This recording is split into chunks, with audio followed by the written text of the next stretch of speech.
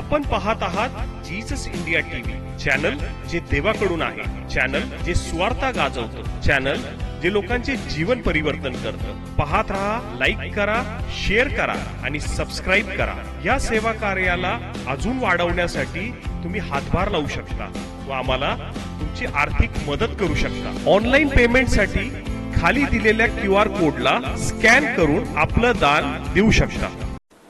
खूप आनंद वाटतो की देव जगात सगळीकडे काम करत आहे आणि इतक्या अद्भुत साक्षी घडत आहेत की त्या साक्षीच्या द्वारे लोक देवाच्या अधिक जवळ येत आहे. आणि मला माहिती की लांबून लांबून लोक येत आहे देवाचं वचन ऐकण्यासाठी. माझ्या डोक्यात असं आलं की आपण दर शुक्रवारी प्रार्थना घेतो, पण लोक शनिवारी येतात. मग ज्यावेळेस आपली ही प्रार्थना पुन्हा चालू होईल त्यावेळेस आपण ती शुक्रवारच्या ऐवजी शनिवारी घेऊ. म्हणजे जे बाहेरून येणारे लोक आहेत तर त्यांना शनिवार पण मिळाली, रविवार पण मिळेल. तर बऱ्याच लोकांना एवढ्या लांबून ते येतात, मग त्यांनी हॉटेलवर राहण्याच्या ऐवजी इथं उपस्थिती, त्यांना इथं फेलोशिप मिळेल आणि मग चांगलं वचन ऐकायला मिळेल, प्रभूची उपस्थिती त्यांना मिळेल. बसल्या बसल्या डोक्यात विचारायला आपण शुक्रवारी घेतो, शुक्रवारचा 8 तास कशाला पाहिजे आपल्याला, तर त्याच्याऐवजी आपण शनिवारी घेऊ. म्हणजे शनिवारी लोक आता थोडे दिवस जे बाहेरून येणारे लोक आहेत, तुम्हाला थोडे दिवस कष्ट काढावं लागणार आहे. त्यानंतर आम्ही तुमची सगळी व्यवस्था करणार आहे, सगळी. तुम्हाला हॉटेलमध्ये पण राहण्याची गरज नाही, कुठलीच गरज नाही. माझी तळमळ आहे की लवकरात लवकर ते बांधकाम पूर्ण व्हावं, कारण ज्या दिवशी बांधकाम पूर्ण होईल त्याच्यानंतर चर्च सुंदर असणार नाही तर येणाऱ्या लोकांची व्यवस्था पण सुंदर असणार आहे. आणि ते आपण करणार आहोत, कारण लोक आपल्याला मोठ्या प्रमाणामध्ये देत आहेत. मला वाटलं पण नाही की प्रभू एवढ्या मोठ्या प्रमाणात लोकांना मदत करण्यासाठी प्रेरणा देईल. आतापर्यंत जवळजवळ नाही म्हटलं तर 50 लाखापर्यंत लोकांनी आपल्याला पुरवठा केलेला आहे. देवाने 50 लाख कशाला म्हणतात, 50 लाख. आपलं बजेट मोठं आहे, परंतु बजेटपेक्षा देव मोठा आहे. आणि हे तुम्ही पाहाल बर का साक्षी, कारण माझा जिवंत देवावरती प्रचंड विश्वास आहे. ज्या देवानं इस्रायल लोकांना मिस्रातनं काढत असताना ते लोक दरिद्री अवस्थेमध्ये होते, परंतु बायबल सांगतं देवानं ज्यावेळेस त्यांची भेट घेतली त्यावेळेस ते विटा भाजणारे नव्हते, तर ते अलंकारानं भूषित असणारे लोक होते. आता विटा नव्हत्या, हातामध्ये विटा नव्हत्या, माती नव्हती, पालापाचोळा नव्हता, तर सगळ्यांच्या गळ्यामध्ये दागिने होते. बरोबर का? चर्च बांधल्यावर मला वाटतं सगळ्यांच्या गाळ्यात तेच असेल नाही, इथून तिथून हातामध्ये अंगठ्या, पायात नसावेत म्हणजे झाल्या नाही. एवढं तुमच्याकडे सोनं असेल की विचारायला नको. मला परवा एका व्यक्तीने सांगितलं की तुम्ही प्रार्थना केली अशी, देवा तुझं मंदिर बांधत असताना ज्या ज्या लोकांनी तुझ्या मंदिरामध्ये पेरलं त्यांच्या जीवनामध्ये अद्भुत साक्षी घडव. आणि मग त्यांना एवढं प्रेशर आलं, मी का त्याच्यामध्ये भाग घेऊ नये, जर हे बोलतायत तर ते घडणार आहे.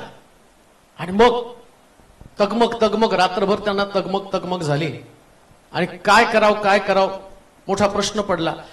ते म्हटले कुठून आणले विचारू नका, पण आम्ही गुंतवणूक केलेली आहे तुमच्या चर्चमध्ये. का तर जेव्हा हे चर्च पूर्ण होईल त्यास आमच्याही जीवनामध्ये अद्भुत साक्ष असेल, 100% साक्ष होणार आहे. कारण माझा देव हा घेणारा देव नाही. कुणीतरी परवा मला सांगितलं की प्रार्थना करा. आमच्या आईला दवाखान्यात घेऊन चाललो, डॉक्टरनं सांगितलं की गर्भाशयाचं ऑपरेशन करावं लागलं, पिशवी काढावी लागेल आणि सर्व रिपोर्ट्स डोळ्यासमोर आहेत. परंतु विश्वास आमचा देवावरती प्रचंड आहे.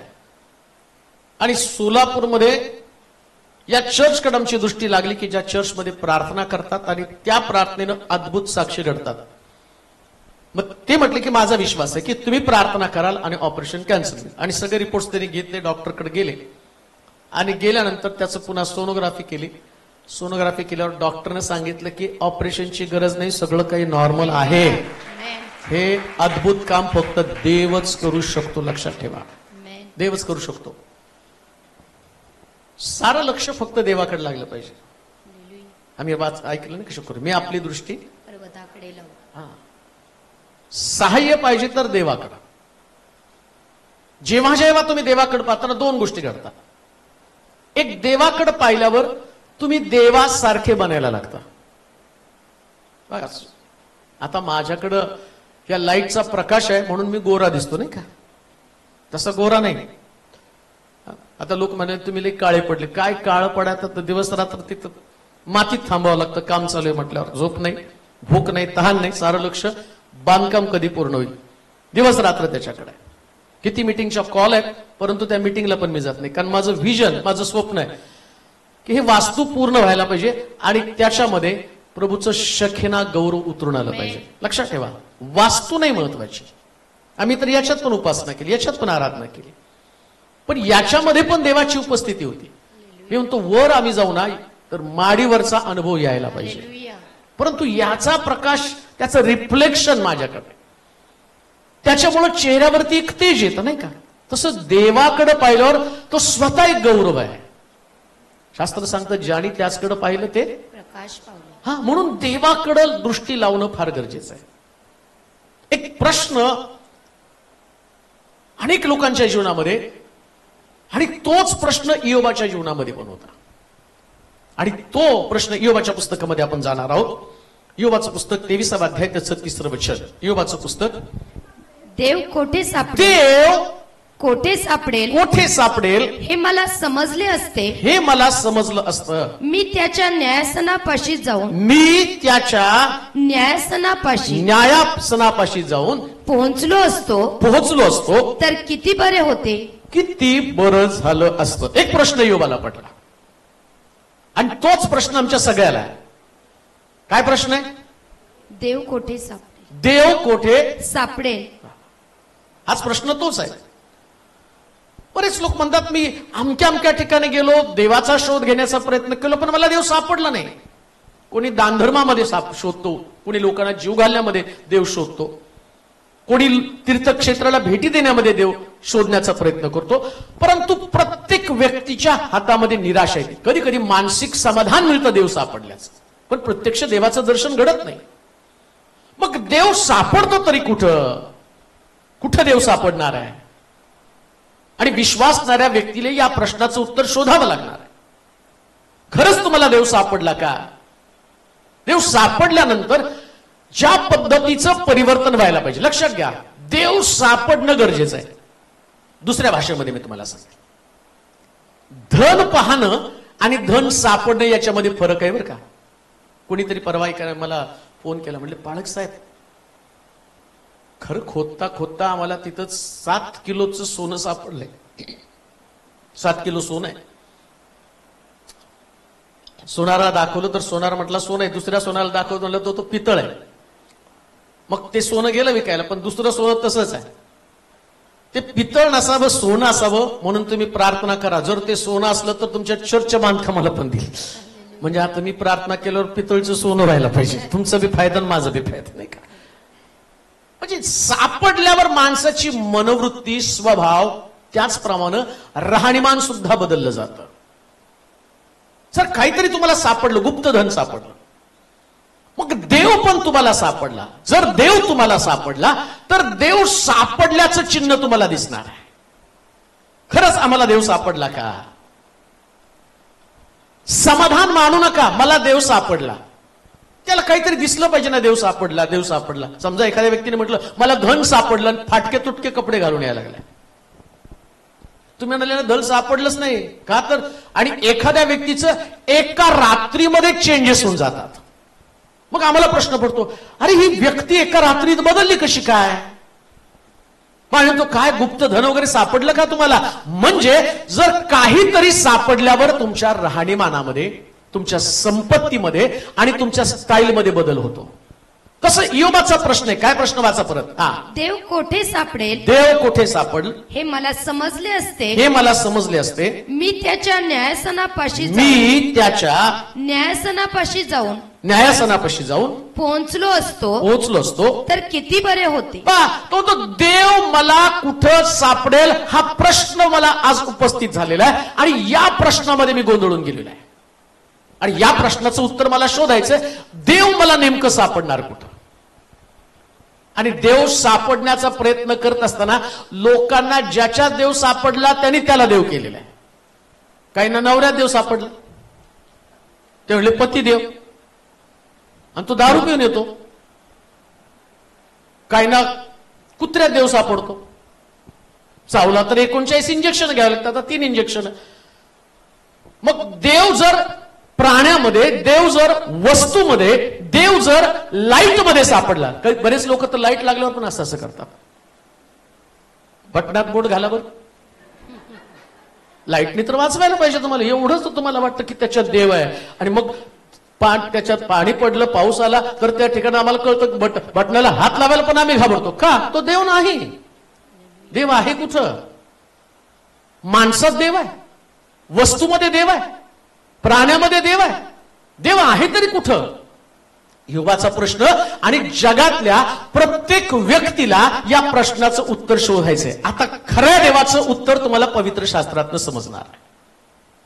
कुठे आहे देव?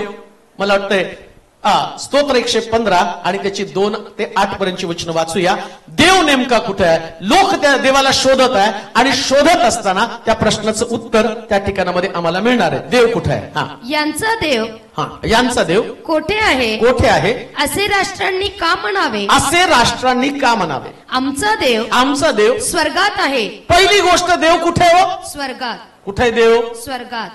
देव स्वर्गामध्ये आहे, म्हणून त्याला पृथ्वीवर शोधू नका. सगळ्यात सोपा मार्ग. देवाने सांगून टाकलं मी कुठं राहतो? स्वर्गात. मग देव स्वर्गामध्ये आहे. बऱ्याच लोकांना प्रश्न पडतो, अहो येशू दाखवा ना तुमच्या चर्चमध्ये. आम्हाला जरा अगरबत्ती लावायची, मेणबत्ती लावायची, हार घालून जायचा, तर आम्हाला त्याला नारळ ठेवायचा. नारळ येशू खाणार नाही, नारळ पाळकच खाईल. इथं जर ठेवलं असतं त्याने पेढे, गुलाबजाम, लाडू, किती छान झालं असतं नाही का? तुमचा पाळ गुबगुबीत झाला असता.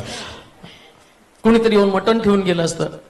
आणि मग तिथं पण मला पण आता मला काय खायचं, मग मी काय करणार? देवांगात आला, कोंबडी आणा म्हणणार. मला काय पाहिजे ते सांगणार, मला कोंबडी आणून द्या.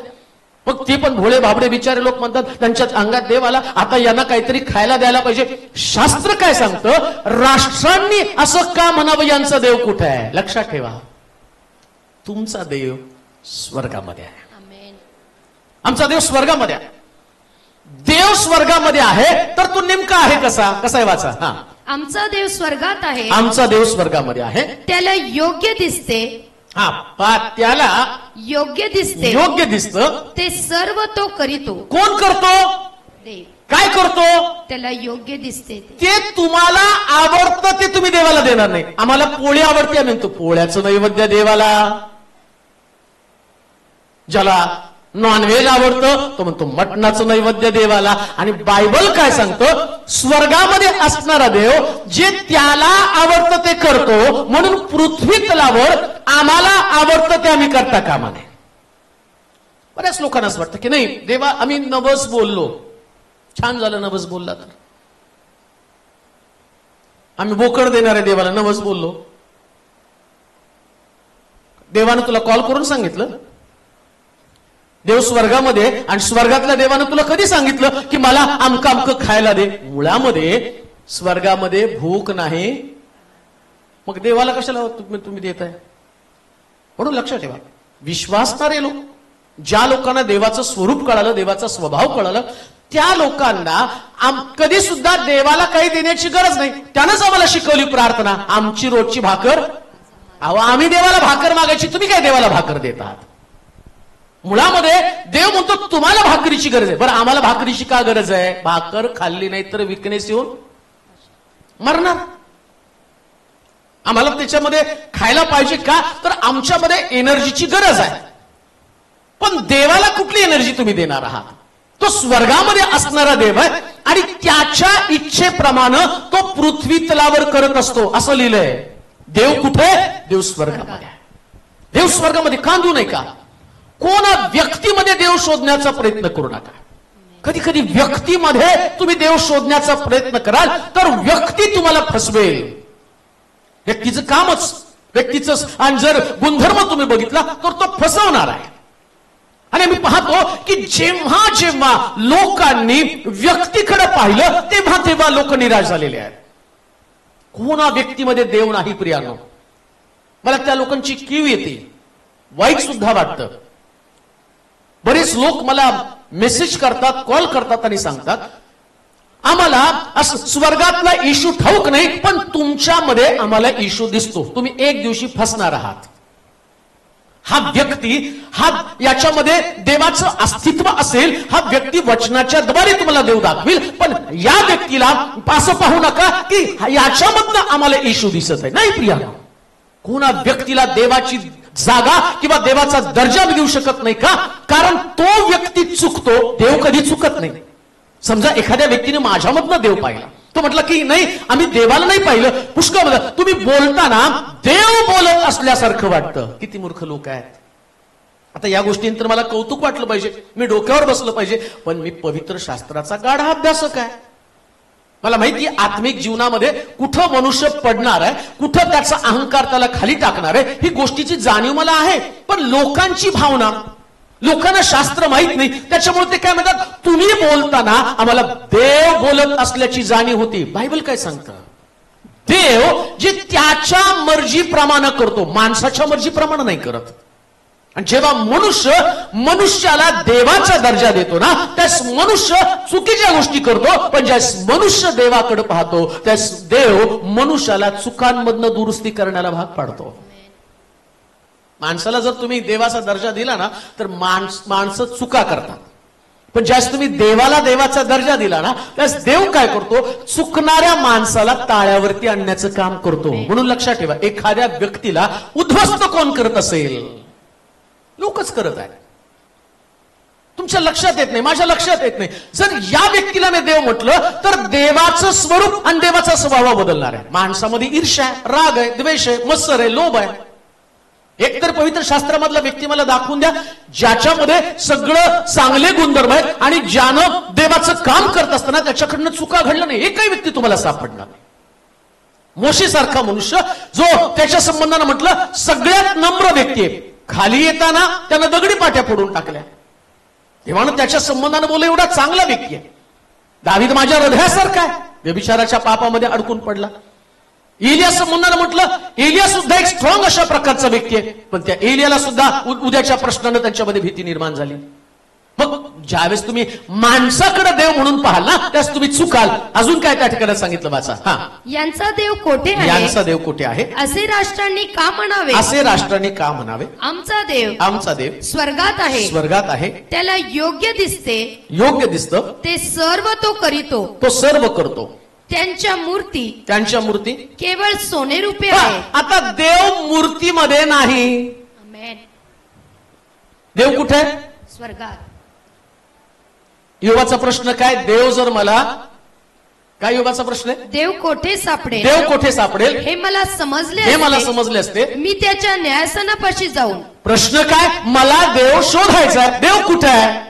मग आम्ही देव मूर्तीमध्ये शोधतो. आणि इथं बायबलमध्ये काय सांगितलं? देव मूर्तीमध्ये नाही. मग लक्षात ठेवा, ज्या चर्चमध्ये एखादी मूर्ती, एखादा स्टॅच्यू त्या ठिकाणामध्ये असतो, तर तिथं मूर्ती असल्या कारणानं देव तिथं नसतो. ऐका, एका म्यानात दोन तलवारी. जर तुम्ही चर्च मध्ये समजा इथं मला नाही, आता लोकांना पाहिजे, बरेच लोक म्हणतात नाही, मग लोकांना दिसलं पाहिजे ना देव कुठे आहे. स्वर्गात दाखवा ना. पर समजा त्या मूर्तीमध्ये मी देव दाखवला, मूर्तीत जर देव दाखवला आणि त्या मूर्तीला उद्या कोणी चोरलं, मग देव चोरीला गेला का? ती मूर्ती पडली, तुटली, मग देव तुटला का? हा प्रश्न येतोच. मग देव कुठे? देव मूर्तीमध्ये नाही. म्हणून लक्षात ठेवा, कुणा तुमची श्रद्धा काय, तुमचा विश्वास काय, तुमच्या मनाला काय वाटतं याच्यावरती देव अवलंबून नाही. देव त्याला पसंत पडतो तेच करतो. देव मूर्तीमध्ये राहत नाही, देव स्वर्गातच राहतो. म्हणून प्रभूनं प्रार्थना शिकवताना काय प्रार्थना शिकवली? हे आमच्या स्वर्गातील पित्या. म्हणजे त्याने प्रार्थना सांगताना पहिलाच मुद्दा सांगितला, देव कुठे आहे? स्वर्गात. मग तुम्हाला पृथ्वीवर एकही मूर्ती करून तिला दंडवत घालायचंच नाही. आमेन. ती तुमच्या डोक्यातली कल्पना झाली. आता अजून एक गोष्ट तुम्हाला सांग, समजा तुम्हाला वाटतं माझी श्रद्धा त्याच्यावर आहे, आणि बरेच लोक म्हणतात भाव तिथं, आमच्या मराठीमध्ये म्हणी येत नाही का, भाव तिथं नाही, माझा भाव आहे याच्यामध्ये, बॉक्समध्ये देव आहे. आणि आम्ही मानलं तर कशात पण देव दिसतो. तुमच्या मानण्यावर काय देवानी जागा बदलायची? आज मी म्हटलं बॉक्समध्ये, देवानी बॉक्समध्ये येऊन बसायचं. मग उद्या म्हटलं नाही मला या एम्प्लीमध्ये दिसतो, त्याच्यात जाऊन बसायचं. देवाने त्यानं काय भाड्याचं घर आहे, इकडून तिकडं तिकडून इकडं. देवानं आपली जागा पक्की करून ठेवली, देव स्वर्गामध्ये आहे. आणि अजून एक गोष्ट तुम्हाला सांगतो, येशू काय म्हटलं माहिती का, मी माझ्या बापाच्या घरी चाललेलो आहे. त्याचा बाप कुठे आहे? तो जिथं मी गेलो ना तिथं जागा तयार करतो आणि तुम्हाला पण तिकडे घेऊन जातो. म्हणजे त्याला पृथ्वी तलावर तुम्हाला ठेवायचं नाही. कुठं जायचं? स्वर्गामध्ये. मग स्वर्गामध्ये जाताना तुम्ही स्वर्गाकडे दृष्टी लावायची का? जिकडं तुमचा देव आहे तिकडं तुमचं लक्ष लागलं पाहिजे. कुठे शोधू नका पृथ्वी तलावर, कुठल्या मूर्तीमध्ये, कुठल्या चीज वस्तूमध्ये त्याला शोधू नका. बायबल सांगतं आमचा देव कोणत्याच मूर्तीमध्ये राहत नाही. कोणत्याच मूर्तीमध्ये का राहत नाही त्याचं कारण त्याने सांगितलं. काय? आमचा देव स्वर्गात आहे. आमचा देव स्वर्गात आहे. त्याला योग्य दिसते, योग्य दिसतं ते सर्व तो करीतो, सर्व ते करतो. त्यांच्या मूर्ती केवळ सोने रुपे आहे. सोने रुपे आहे. त्या मनुष्यांच्या हातच्या कृती आहे. आता काय होतं माहिती का, वास्तविक पाहता बायबल सांगतं देवानं मनुष्य तयार केला. मग आता मनुष्य देव तयार करेल का? माणूस कुणी तयार केला? आणि माणूस एवढा चॅप्टर झाला की त्यानं देवाला बनवायला सुरुवात केलं. बघतो म्हटलं नाही मी आता तुला पितळेचा बनवतो, मी तुला सोन्याचा बनवतो, मी तुला मातीचा, मी तुला संगमरवरी बनवतो, मी तुला आमक बनवतो. अरे देव म्हटला तू काय मला बनवतो, मीच तुला बनवून ठेवलेलं आहे. आणि तू लोकांना वेड्यात काढू नको. आणि तू म्हणशील माझा सोन्याचा देव आहे, माझा चांदीचा देव आहे, माझा पितळेचा देव आहे. शास्त्र सांगतो तो सोन्या रुपयामध्ये राहत नाही. म्हणून तर पेत्र म्हटला आमच्याकडं सोने रुपये काही नाही. मग काय आमच्याकडं? येशूच्या नावाने. येशूचं नाव आहे. येशू. आणि येशू कुठे आहे? स्वर्गामध्ये आहे. आणि त्याचं लक्ष त्यानं येशूकडे लावलं आणि येशूच्या नावातला चमत्कार घडला गेला. मूर्ती चमत्कार करत नाही. येशूची मूर्ती असू शकत नाही, देवाची मूर्ती असू शकत नाही. म्हणून लक्षात ठेवा, मला वाटतं मूर्ती असावी, ही माझी संकल्पना झाली. मला वाटतं देवाचं दर्शन त्याच्यामध्ये घडावं. मग देव तिथं नाही, तो स्वर्गामध्ये. आता तुम्ही म्हणाल मग स्वर्गातला देव झालं का, मग स्वर्गाकडेच लक्ष लावायचं नाही? हो, अजून मुद्दे आहेत. देव स्वर्गामध्ये, परंतु हा मुद्दा सांगत असताना तुम्हाला पृथ्वी तलावर येशूची मूर्ती, संताची मूर्ती, मरियेची मूर्ती, एखाद्या आणि तुमच्या वडिलांची मूर्ती तर नकोच. काही लोकांनी शेतात पण आमच्या आजोबा आहेत, काय राखण करायला ठेवलेत का शेतामध्ये? त्यांचं पण स्टॅच्यू बनवून ठेवले. आमचे आजोबा आहेत बरं काही, आणि त्यांचं थडगं पण शेतामध्ये ठेवले. आणि काही लोकांनी तर घरामध्ये पण ते रागेट आजोबा मिशीवर ताव मारताना ठेवलेले आहेत. मूर्ती, त्यांच्याही फोटोला हार घातलेले आहेत. मी एका बिलवरच्या घरामध्ये गेलो, त्यांनी लाईनशीर सगळे फोटो लावले, पंजोबा, आजोबा, मग यांचे वडील, अमक तमकन, त्याच्यामध्ये एक येशू. म्हणजे त्यांच्यामध्ये हे पण येशू. मग सगळ्याच्या फोटोला हार घालता घालता येशूच्या पण फोटोला हार घालायचा. शास्त्र सांगतं तो मूर्तीमध्ये, फोटोमध्ये नाही, तुमचा देव स्वर्गामध्ये आहे. स्वर्गामध्ये देव आहे.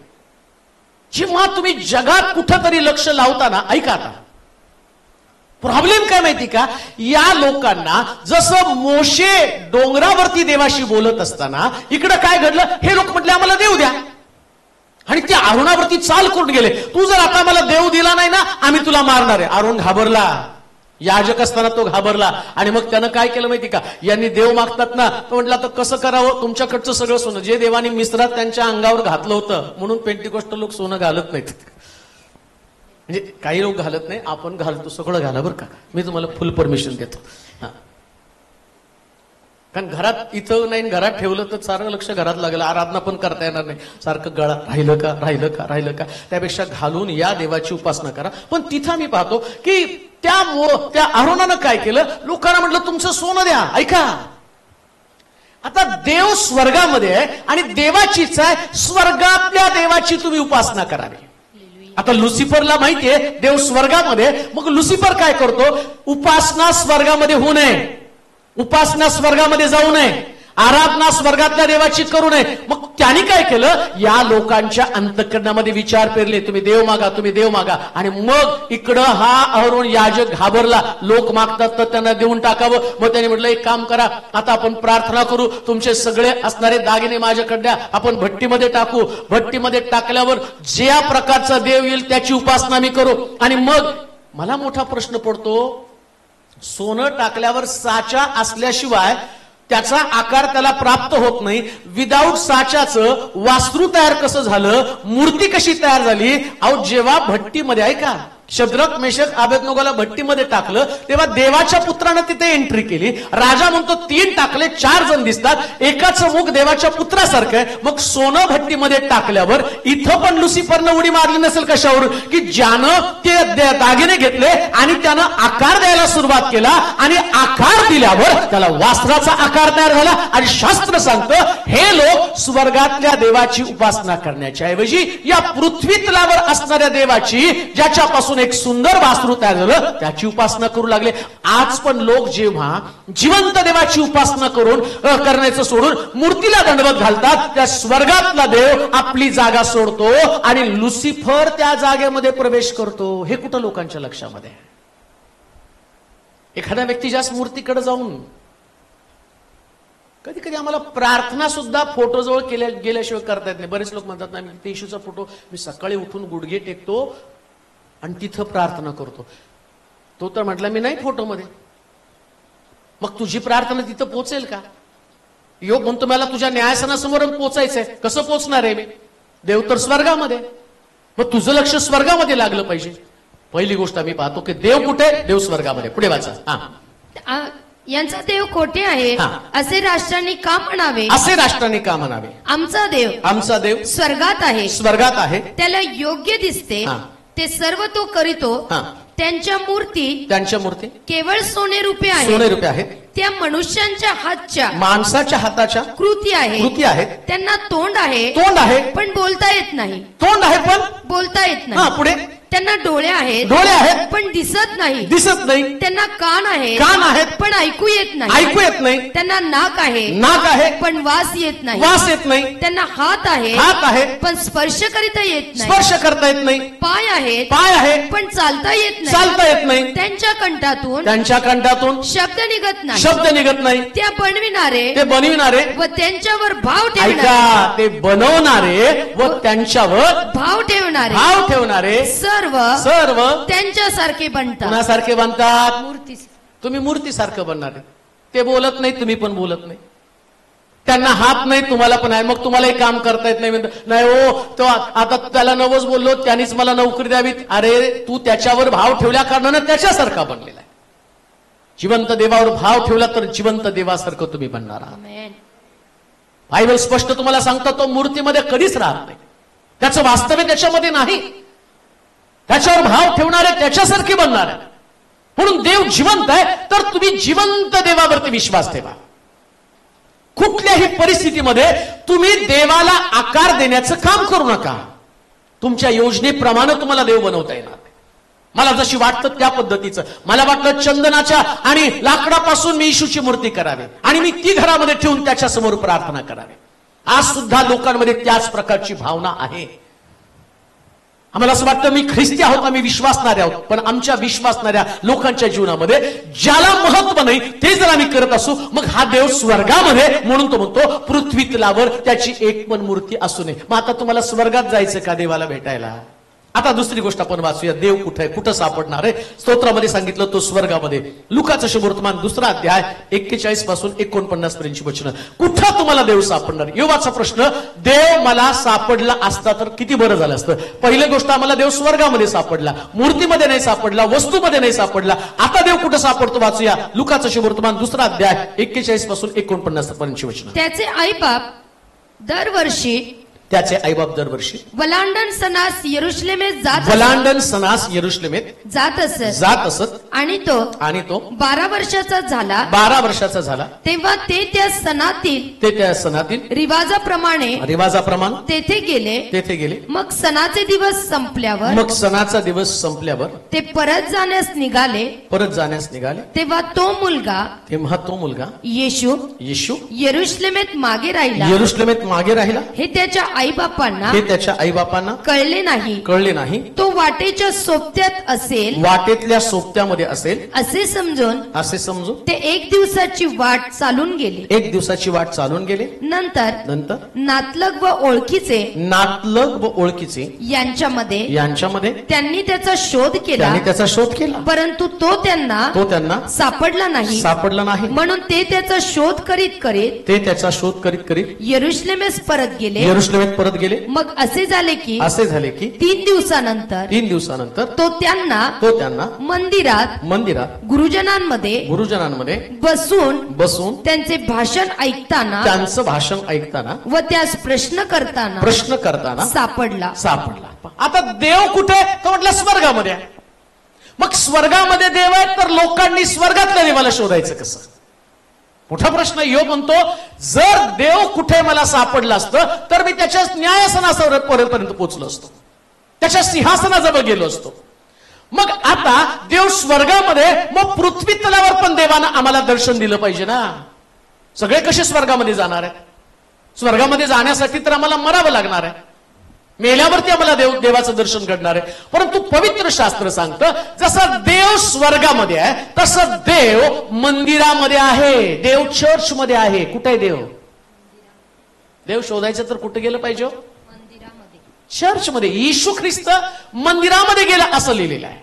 आणि त्याच्या आई वडील बाहेर थांबून त्याला म्हणतात, अरे आम्ही तुझा शोध घेत होतो. आणि तिथं असं लिहिलं, त्यानं त्याला नातेवाईकांमध्ये शोधलं. लिहिलं ना? काय लिहिलं होतं? नातलग व ओळखीचे यांच्यामध्ये त्यांनी त्याचा शोध केला. बरेच लोक देवाला नातेवाईकांमध्ये शोधतात. काही लोक म्हणतात, ते आमची मावशी, आमचे काका, आमचे पुतण्या फार पॉवरफुल प्रार्थना बरं का, त्यांच्यात देव आहे. तुमचं काय?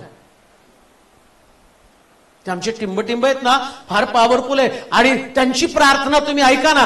त्यांनी त्याच्यामध्ये शोधायचा प्रयत्न केला, नातेवाईकांमध्ये शोधायला लागले. माझा मुलगा, माझी मुलगी, माझी बहीण, माझा भाऊ.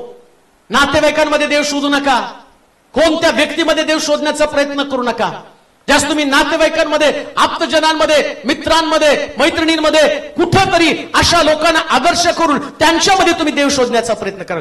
शास्त्र सांगतं, येशू ख्रिस्त देवाचा पुत्र असताना, ऐका, तो देवाचा पुत्र असताना मंदिरामध्ये गेला आणि त्यानं शास्त्री आणि गुरुजी यांच्याकडनं गहन असणारी वचनं याची चर्चा करताना त्याच्यामध्ये त्याला सापडला. तो त्याच्यामध्ये देव शोधत होता. कशामध्ये देव शोधत आहे?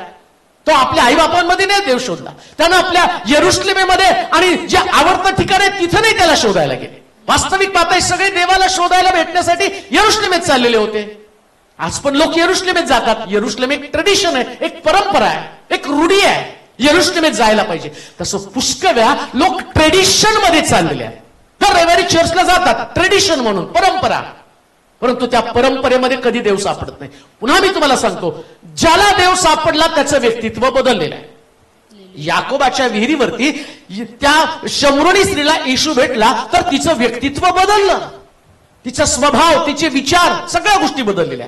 जर तुम्हाला देव सापडला, जर तुम्ही चर्चमध्ये जातात आणि तुम्हाला देव सापडला तर तुम्ही बदलायला पाहिजे ना. अजूनही आमच्यामध्ये बदल नाही, म्हणजे आम्ही ट्रेडिशन म्हणून चर्चमध्ये जात आहोत, परंपरा म्हणून चर्चमध्ये जात आहोत.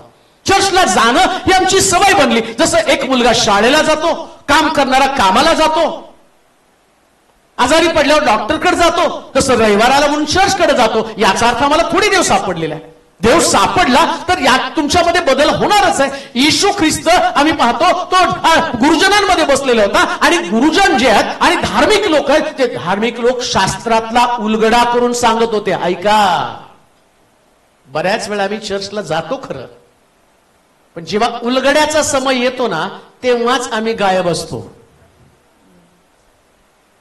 उलगडा करण्याचा समय, कसं तरी 1 तास चर्च मध्ये जाऊन वचन ऐकायचं म्हणून आम्ही गेलेलो. ट्रेडिशन आहे ती, एक परंपरा झालं, एक मनाला लागलेली सवय. पण त्याच्यामध्ये रहस्य उलगडली गेली पाहिजे, सिक्रेट उलगडलं गेलं पाहिजे. आणि येशू ख्रिस्त, वाचा बरं ते वचन काय म्हटलंय? मग असे झाले की 3 दिवसानंतर तो त्यांना, नाही त्याच्या पुढं, मंदिरात गुरुजनांमध्ये बसून त्यांचे भाषण ऐकताना व त्यास प्रश्न करताना म्हणजे नुसतंच तुम्ही चर्चला यायचं नाही. देव कुठे सापडणार आहे? वचनामध्ये. त्याच देवाचं वचन सांगितलं जातं ना, त्या वचनांमध्ये तुम्हाला देव सापडणार आहे. दुसऱ्या भाषेमध्ये मी असं म्हणेल, एखाद्या व्यक्तीला देव शोधायचा ना, तर त्यानं वचन समजून घेणं फार गरजेचं आहे. वचन समजून घ्यायला पाहिजे. काय सांगतं बायबल, कसं मी देवाच्या जवळ जाणार आहे. पुन्हा मी तुम्हाला सांगतो, तुम्ही आला, एक पॅटर्न तुमचा ठरलेला आहे. सुरुवातीला वर्शिपमध्ये आम्ही प्रत्येक जण आमचं योगदान देतो. आपल्याला वाटतं की पवित्र आत्म्यानं माझ्यातनं काम करावं, देवाच्या आत्म्यानं मला शक्ती पुरावी, सामर्थ्य पुरावं, आणि मग ते आम्ही करतो. पवित्र आत्म्याच्या द्वारे आजची उपासना सुंदर होती. मला असं वाटलं की सगळं आपण तल्लीन झालो होतो, आणि मी तर इतके एन्जॉय केली, असं वाटत होतं की ते संपू नये, देवाची उपस्थिती टिकून राहावी. परंतु आता देवाची उपस्थिती आमच्यामध्ये आली. मग आता देवानं बोलण्याचा समय आला, आणि देव बोलत असताना तो वचनातनं बोलत असतो. येशू म्हटलं नाही का, तुम्ही माझ्यामध्ये माझी वचनं, म्हणजे माझ्यामध्ये देव आहे हे ओळखायचं कसं? माझ्यामध्ये वचन आहे, माझं लक्ष देवाच्या वचनाकडे लागलेलं आहे. ते सिक्रेट रिव्हील होत आहे, उघड रहस्य उघड होत आहे माझं, आणि देवाचं वचन मला समजत आहे. समजा मला देवाचं वचन समजतच नाही, म्हणजे मला देव समजलाच नाही. देवाचं वचनच मला समजत नाही, आणि देवाचं वचन मला न समजण्याचं कारण काय? माझं लक्ष देवाच्या वचनाकडे लागलेलं नाही. आम्हाला करोडोचे व्यवहार समजतात बरं का, आमची बुद्धी एवढी भारी. बरेच लोक म्हणतात नाही वचन समजत नाही ते असं मला. विदाउट कॅल्क्युलेटर असे हिशोब पटपट पटपट पटपट पटपट करतील ना, तर असं वाटतं की शिक्षण किती आहे. अहो 4थी पास आहे, पण आकडेमोडी ती मला. मग तुम्हाला वचन समजत नाही का? कारण तुम्ही तिथे इंटरेस्ट घेतला, गणितामध्ये इंटरेस्ट घेतला, तुम्ही हिशोबात इंटरेस्ट घेतला, पण तुम्हाला वचनामध्ये इंटरेस्ट नाही, म्हणून तुम्हाला देव समजत नाही. आणि ज्याला देव समजला ना, त्याच्याकडं वचन भरपूर असतं. मला देव समजलाय म्हणून मी तुम्हाला समजावून सांगू शकतो.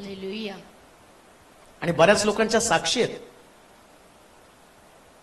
परवा त्यांनी नर्सिंग कॉलेजची डीन, फार मोठ्या पोस्टवरती ती आहे, आणि मग ती सांगायला लागली की मी अमके नर्सिंग कॉलेजची डीन बोलते. गेली 3 दिवस कुणीतरी मला सांगितलं की तुमचं असं युट्यूबला एक संदेश आहे, तुम्ही ते ऐका. आणि मी जस्ट खरं तर माझ्याकडे वेळ नसतो, पण तेवढ्या वेळामध्ये मी तुमचं वचन ऐकायला सुरुवात केलं. तर 3 दिवस झालं म्हटले नॉनस्टॉप मी वचन ऐकत आहे, मी भारावून गेले, आणि पहिल्यांदा मला कळलं मी देवाच्या अधिक जवळ आलेले आहेत. ज्यावेळेस तुम्ही देवाचं वचन ऐकता तेव्हाच तुम्हाला देव समजतो ना. योग म्हणतो देव कुठे आहे? येशू म्हणतो देव त्या गहन रहस्यामध्ये आहे. पोपट पंची वचनामध्ये नाही तुम्हाला सापडणार. गेला तुम्ही 15 मिनिटाचा संदेश ऐकला, आणि बरेच लोक तर तोच संदेश मान डोलून ऐकतात. मी कधी कधी जातो लग्नाच्या निमित्तानं काही ठिकाणात, आणि मग ते पाळत तेच रिपीट करतात, आणि त्यांच्या मामी म्हणली हे दगडांना काही समजतं का नाही? तोच उपदेश, आणि हे माना डोलवत आहे, हालत आहे, म्हणजे काय रहस्य नाही काय? कारण ह्या मानेला पण ती स्प्रिंग असते ना, ते घरामध्ये ठेवलेलं असतं बघा, काही गेलं तरी असं हालत. आणि लोकांना आता ती सवय लागलेली आहे, काही रहस्य नसतंय असं लिहिलंय तिथे. येशू त्यांना प्रश्न करत होता. लक्षात घ्या, ज्या दिवशी तुम्हाला देव समजतो ना, त्यास तुमच्या अंतःकरणामध्ये प्रश्न पण निर्माण होतात. त्या प्रश्नाची उत्तर तुम्हाला शोधावी लागतात. तुम्हाला काही प्रश्नच नाही याचा अर्थ तुम्ही ब्लँक आहात. शाळेत पण विचारलं जातं ना, सगळं समजलं, कोणाला काही प्रश्न आहे का? ज्याला समजलं नाही तो, ज्यांनी लक्ष दिलं त्याच्याकडे प्रश्न असतात, आणि काही दगड असतात त्यांना प्रश्न बी नसतं आणि उत्तरही नसतो. त्यांना म्हणतात कसं तरी आम्हाला कॉप्या करून पास करा. मुळामध्ये आमचा स्वभाव काय? आम्ही देवाला जाणून घेतलं नाही म्हणून आमच्याकडे प्रश्न नाही. तुमच्याकडे प्रश्न आले पाहिजे, आणि ते प्रश्न गुरुजनांना जाऊन विचारले पाहिजे. येशू ख्रिस्तांना विचारले, आणि त्याची आई मरिया आणि त्याचा बाप आणि त्याची भावंड सगळे मंदिराच्या बाहेर आहेत. ते पण देवाचा शोध घेत आहे, पण त्यांनी शोध कुठे घेतला? यरुशलेमेमध्ये. यरुशलेमेत शोध घेतला. यरुशलेमेत शोध घेऊ नका, ट्रेडिशनल चर्च मध्ये शोध घेऊ नका. सत्याचं वचन जिथं घोषित केलं जातं त्या चर्चमध्ये येशूचा शोध घ्या, तुम्हाला 100% येशू तिथं सापडेल. देवाचा शोध घेणं गरजेचं आहे, वचनाचा शोध घेणं गरजेचं आहे. ट्रेडिशन म्हणून चर्चला जाऊ नका. कधीच त्या ट्रेडिशन मुळे तुम्हाला देव समजणार नाही. आणि मी तुम्हाला ते सांगतो, जेव्हा तुम्हाला देव समजेल तेव्हा तुम्ही त्याच्या प्रेमामध्ये पडणार आहात. ते प्रेमच समजलं नाही तर प्रेमात काय पडणार? मग तुमच्याकडे दोष देणं असेल, का देव माझी प्रार्थना ऐकत नाही, का देव मला उत्तर देत नाही, का आणि प्रभू मला उत्तर देत नाही, अनेक प्रश्नांची उत्तरं तुम्हाला शोधत नाही. जाऊ ते कचऱ्याच्या गाडीचं आहे हे ऐक. बघा किती साहित्यान धुरत आहे. हे ऐकायचं सोडून कचऱ्याच्या गाडीचं ऐका, तिकडं आपलं लक्ष जातं. कान देऊ नाही का? शास्त्र काय सांगतं? देव समजण्यासाठी काय? वाचा बरं वचन परत ते. मग असे झाले की 3 दिवसानंतर तो त्यांना मंदिरात गुरुजनांमध्ये कुठं सापडला? गुरुजनांमध्ये बसून त्यांचं भाषण ऐकताना. देव जाणून घेण्यासाठी भाषण ऐकण्याची तयारी असली पाहिजे. हो, हालेलुया. वचन ऐकण्याची तयारी पाहिजे. ज्याला भाषण ऐकू वाटत नाही त्याला तो देवाला शोधत नाही, तो शोधतो नातेवाईकांना. बरेच लोक चर्चला जाताना ते बघतात, हे आले का, ते आले का, हे का नाही आज आले, ते काय नाही आज आले. हे ते येण्यापेक्षा देव आमच्यामध्ये असणं गरजेचं आहे. आणि देव आमच्यामध्ये असणं म्हणजे देवाचं वचन आम्हाला लागणं गरजेचं आहे. अजून एक गोष्ट मला सांगतो, देवाचं वचन जोपर्यंत तुम्हाला लागत नाही तोपर्यंत तुम्हाला देव समजलाच नाही. असं लिहिलं. हे ऐकून त्यांच्या अंतःकरणाला चुटपुट लागली. मग त्यांना कळलं येशू येतो. माझ्या अंतःकरणाला चुटपुट लागत नाही, माझ्या अंतःकरणाला तुटण्याचा अनुभव येत नाही, माझं हृदय तुटत नाही, मला असं वाटतं मी चुकीचा नाही, मला असं वाटतं मी बरोबरच आहे. ही जी भावना आहे ना, मी बरोबर आहे, ही भावना तुम्हाला देवाचं दर्शन घडलंच नाही. जक्कयाच्या घरामध्ये येशू आला आणि जक्कया येशूला काय म्हणतो? मी कुणाचं कुभांडानं घेतलं असेल? चौपट परत कर. शिमोनाच्या घरामध्ये येशू आहे. ऐका, शिमोनाच्या घरामध्ये येशू आहे आणि त्या ठिकाणामध्ये अलाबस्त्र कुपी घेऊन मरिया थांबलेली आहे. मरिया रडत आहे आणि धार्मिक लोकांची त्यांची चुटपुट काय चाललेली आहे? ही कोण आहे, ही कोण आहे, ही कोण आहे, ही कोण आहे. कारण त्यांना येशू समजला नाही. आणि येशू तिच्या संबंधानं काय म्हणतो? हिने केलेलं सत्कृत्य. मग आता येशू तिच्या कामाला काय म्हणतो? सत्कृत्य. आणि हे काय म्हणतात? दुष्कृत्य. म्हणजे यांनी त्याला दुष्कृत्य करणारी ठरवली. पण येशूनं काय ठरवली? का तर तिनं पश्चाताप दगदगून येशूच्या वचनाकडे लक्ष दिलंय. लक्षात घ्या, देवाचं वचन समजणं फार गरजेचं आहे. जसं त्या गुरुजनांमध्ये बसून देवाचं वचन ऐकून त्यानं प्रश्न निर्माण केले, प्रश्न विचारले. जोपर्यंत तुमच्या डोक्यामध्ये प्रश्न येत नाही, देवाची संकल्पना तुम्हाला समजत नाही, तोपर्यंत तुम्हाला खरा देव कधी समजणार नाही. अन्यथा तुम्ही चुकीच्या वाटेने जाणार. ज्या कल्पना तुमच्या डोक्यात येईल त्या कल्पनेप्रमाणे तुम्ही देवाला तयार करणार आहात. आम्हाला देवाचा शोध घेणं गरजेचं आहे. देवाचा शोध म्हणजे शास्त्राचा शोध घेतल्याशिवाय तुम्हाला देवाचा शोध घेता येणार नाही. हे माझं बायबल आहे ना, गेली 25 वर्ष एकच बायबल वापरतो. याची पानं आता गळून पडायला पण सोडत नाही, ते तसंच ठेवलंय. का? त्याच्यामध्ये एक एक रहस्य आहे आणि मला ते सोडायचं नाही. हे बायबल आता अशा प्रकारची कितीतरी बायबल मी घेऊ शकतो, पण मला माहितीये अगदी सेवेला सुरुवात केल्यापासून देवाचं दर्शन याच्यातनं मला एक एक ठिकाणात घडलं. कितीतरी लोकांच्या भविष्यवाण्या मी स्वतः याच्यामध्ये लिहून ठेवल्या, तशा त्या घडलेल्या आहेत. का तर मला माहितीये देव जे बोलतो ते करतो. हे पुस्तक साधं सुद्धा पुस्तक नाही, देवाला प्रगट करणार पुस्तक आहे. याच्याद्वारे तुम्हाला देवाचा शोध घ्यावा लागणार आहे. मंदिरामध्ये ते तुम्हाला सापडणार आहे, वचनामध्ये ते तुम्हाला सापडणार आहे. म्हणून देवाचं वचन ऐकताना तुम्हाला देव समजणार आहे. ती म्हटला मला देव सापडला असता तर किती बरं झालं असतं. अरे तो म्हटलं मी तर तुम्हाला सापडण्यासाठी दर रविवारी चर्चमध्ये असतो. 48 वचनामध्ये वाचा बरं, 49 वचनामध्ये. हा, तो त्यांना म्हणाला काय? तो त्या येशू त्यांना म्हणतो काय? बघा, तुम्ही माझा शोध करीत राहिला. योबाचा प्रश्न काय? देव कोठे सापडेल? देव कुठे सापडेल हे मला सांग. आणि येशू काय म्हणतो आता? तुम्ही माझा शोध करीत राहिला. तुम्ही माझा शोध करीत राहिला. हे कसे? हे कसे? माझ्या पित्याच्या घरात. कुठं असं मी कुठं सापडेल तुम्हाला? माझ्या पित्याच्या घरात. म्हणजे देव तुम्हाला कुठं सापडेल? मंदिरामध्ये सापडणार, चर्चमध्ये सापडणार. बरेच लोक घरी बसून म्हणतात देवा दर्शन दे, देवा दर्शन दे. तू ये माझ्या रूम मध्ये. साधू सुंदर सिंगाच्या रूम मध्ये आला तसं माझ्या रूम मध्ये येऊन मला दर्शन दे. अरे साधू सुंदर सिंगानं एवढी भारी सेवा केली, तू काय करणार? दर्शन घेऊन झोपणार आहे निवांत.